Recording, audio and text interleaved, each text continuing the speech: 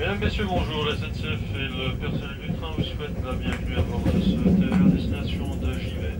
Ce train desservira toutes les gares comprises entre Charleville-Mézières et Givet. Nous vous souhaitons un bon voyage. À ce temps-là, tu avais du travail. Tu trouvais du travail comme tu voulais. C'est la mienne. Tu te faisais foutre à la porte le matin, tu te fais embaucher ailleurs après-midi. Comme maintenant, celui qui a du boulot, faut qu'il pense à te garder. J'en ai eu des tonnes de charbon sur mon dos. Ils appellent des tonnes et des tonnes. Et tu travaillais, toi? Je travaillais chez Perrin. Chez Perrin. Tu travaillais chez Boulet? Non, chez Perrin. Parce que moi, j'ai fait le charbon, mais j'ai fait pendant 42 ans, moi. 42 ans, j'ai travaillé avec mon père, moi.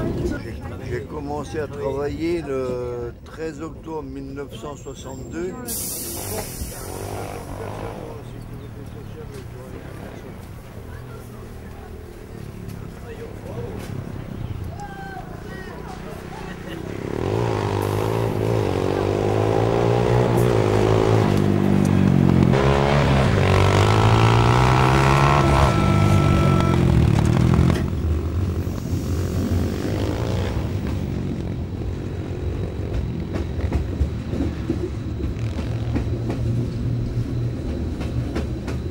T'as fait 42 ans, qu'est-ce que t'as gagné? Rien. Rien, en retraite, qu'est-ce que t'as? Rien.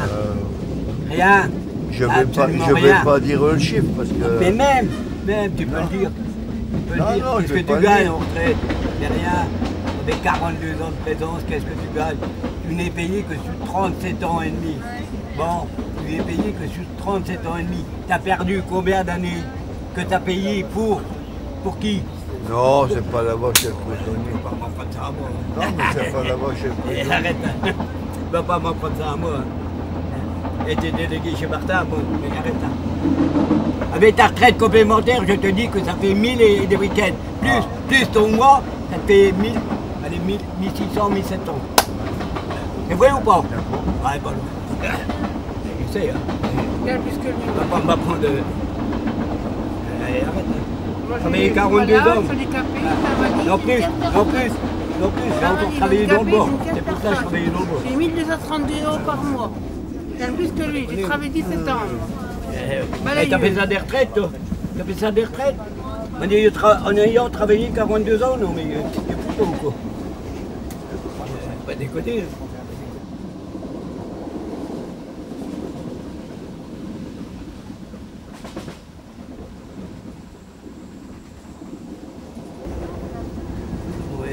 C'est même incroyable.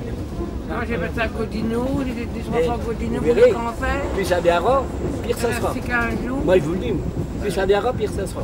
Ah ça, sûr. Ah ouais. On arrivera, on travaillera, on devra encore de l'argent.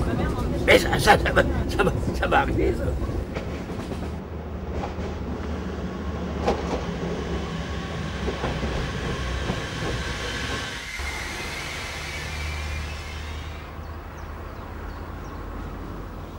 Des modalités, on est prêt même à discuter du montant.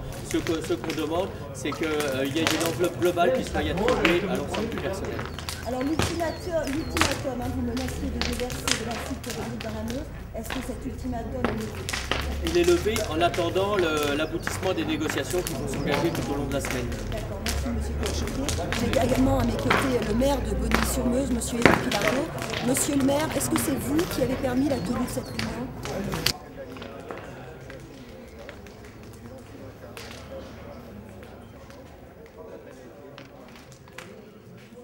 On entend souvent là en ce moment que le syndicalisme français serait entré dans une période de plus de négociations, où on serait moins dans le rapport de force, etc. Quand on voit ce qui vous arrive, en fait, ça a pas l'air d'être vraiment le cas, non? Si, justement, c'est très le cas. Le syndicaliste est entré dans dans une phase de négociation et c'est même pour ça qu'on a des difficultés avec notre Fédération Générale de la Métallurgie CFDT, parce que je suis délégué syndical CFDT, et qu'on a des difficultés à les faire intervenir dans le conflit et à prendre position pour les salariés, du fait qu'ils sont dans des phases de négociation avec l'UMM et que pour ne pas perturber ces négociations-là, ils oublient un petit peu qu'à la base, il y a des salariés qui souffrent. Je suis pas sûr de vous suivre en fait. Moi, ma question c'était de savoir, là vous avez commencé par demander... Je suis en colère contre le syndicalisme au niveau de la nationale, c'est pour ça. Alors, donc la question, elle arrivait bien, hein. Ça m'a permis d'en mettre une louche. Hein. Ah oui, c'est dommage que les médias ne m'ont pas posé encore cette question-là, hein, parce que je leur ai répondu de la même façon. Hein. C'est-à-dire qu'au niveau de la hiérarchie syndicale, vous n'êtes pas suivi parce que vous êtes rentré dans une action dure ou... Parce qu'on est rentré dans une action dure qui demande une indemnisation par l'UMM. Et comme ils sont en pleine négociation avec l'UMM, notamment sur la pénibilité du travail, pour ne pas froisser ces négociations-là, bon, bah, ils mettent un petit peu en stand-by les problèmes d'ici.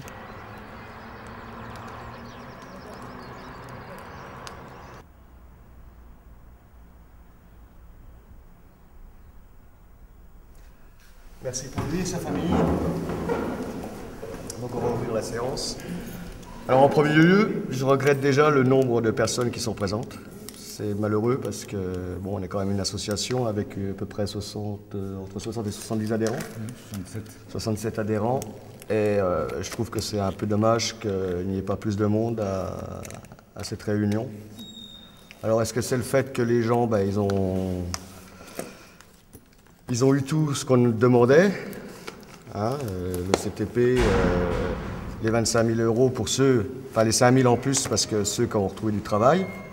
Alors je ne sais pas si c'est ça qui ne les fait plus venir, mais bon, nous on voudrait bien savoir aussi si les gens ont retrouvé du travail, s'ils sont, comme je répète sans arrêt de toute manière, s'ils sont en CDI, CDD, intérim, stage, enfin tout ça, donc et on n'a pas plus de nouvelles. Toutes les boutiques vont mal, que ce soit dans n'importe quel secteur. Et le gros problème, le CTP, c'est 1 an, et à la sortie du CTP, vous avez très peu de chances de trouver du travail. Vous trouvez du travail, mais c'est du travail précaire, c'est de l'intérim. Voilà, c'est tout pour l'instant ce qu'on propose dans les Ardennes, du travail intérimaire.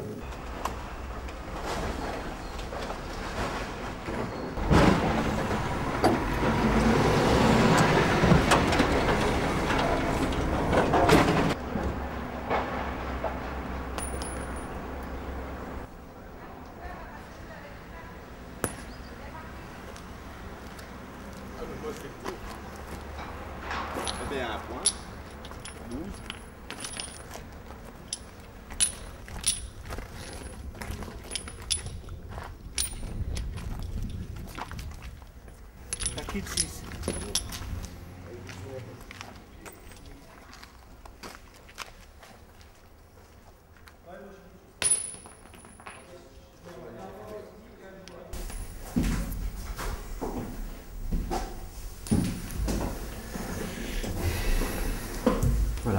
Donc on peut peut-être rappeler brièvement, disons, dans quelles circonstances vous avez repris l'entreprise?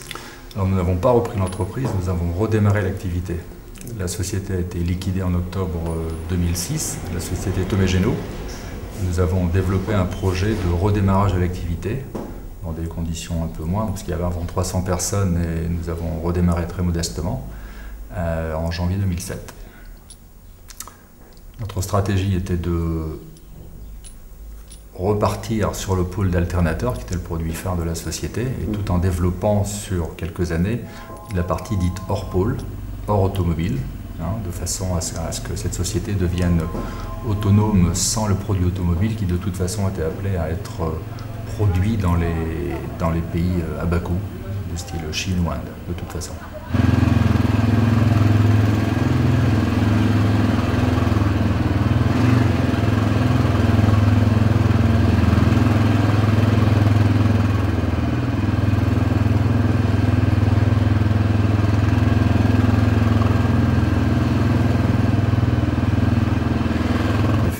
Nous avons raccroché des marchés avec les clients traditionnels de Thomé Génaud, qui étaient Ford et Valeo. Ford a redémarré assez rapidement, l'effectif est monté, puis nous avons redémarré avec Valeo en janvier 2007, avec 2 conditions. Celui d'être certifié ISO-TS avant la fin de l'année, et celui d'avoir un projet de production dans un pays à bas coût, dans l'année qui suivait, c'est-à-dire à mi-juillet 2008.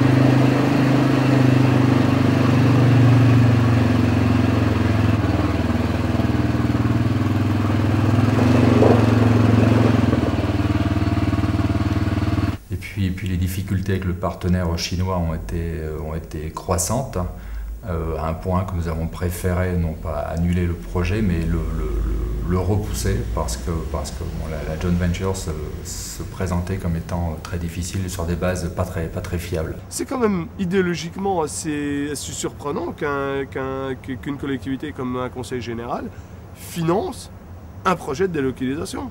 Même s'ils se sont fait rembourser le prix des machines, ils ont quand même fait l'avance pour une délocalisation avec l'argent du contribuable. C'est hallucinant, ils ont pris le relais des banques qui ne voulaient pas adhérer à un projet pour une délocalisation. Ils ont même payé une avance de trésorerie pour des gens qui avaient dès le début déclaré qu'ils délocaliseraient l'outil de travail. C'est quand même gros, hein. Les aides sont celles qui ont été accordées à toutes les sociétés qui s'installent ou s'installeront dans les Ardennes, avec un coup de pouce, on va dire, supplémentaire de la part du Conseil général, qui nous a permis, encore une fois, j'étais seul pour démarrer cette société. Donc l'idée, c'était que le Conseil général achète 1 million d'euros l'ensemble du parc machine et que je lui loue, ce qui a été fait. Nous avons payé nos loyers.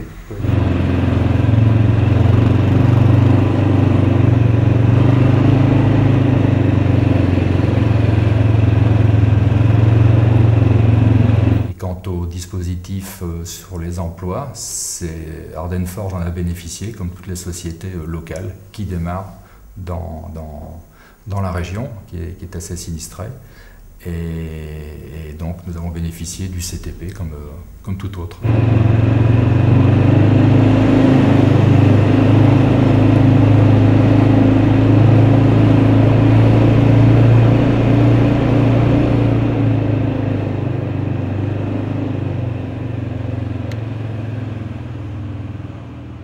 En train de liquider l'industrie dans les Ardennes, mais dans ce cas-là, qu'on le fasse honnêtement et qu'on dise on doit passer à une mutation économique, on liquide la vieille industrie.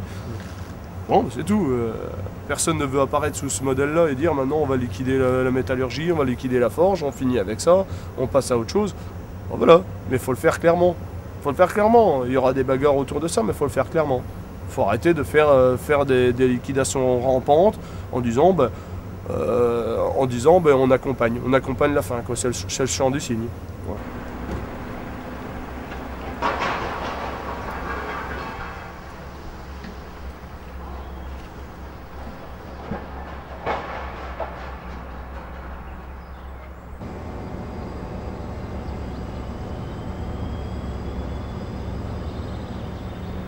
T'habites où? À Relin, ici même. Ici là? Non. Ouais, attendez. Plus haut là? Plus haut. T'es en quelle classe? En seconde électrotechnique. T'as quel âge? 17 ans.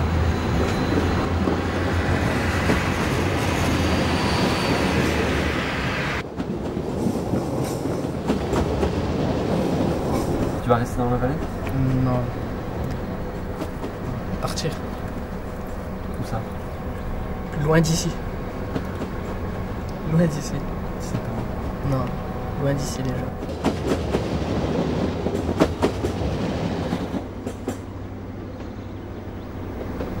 Il n'y a plus rien. Même pour les jeunes, il n'y a plus rien.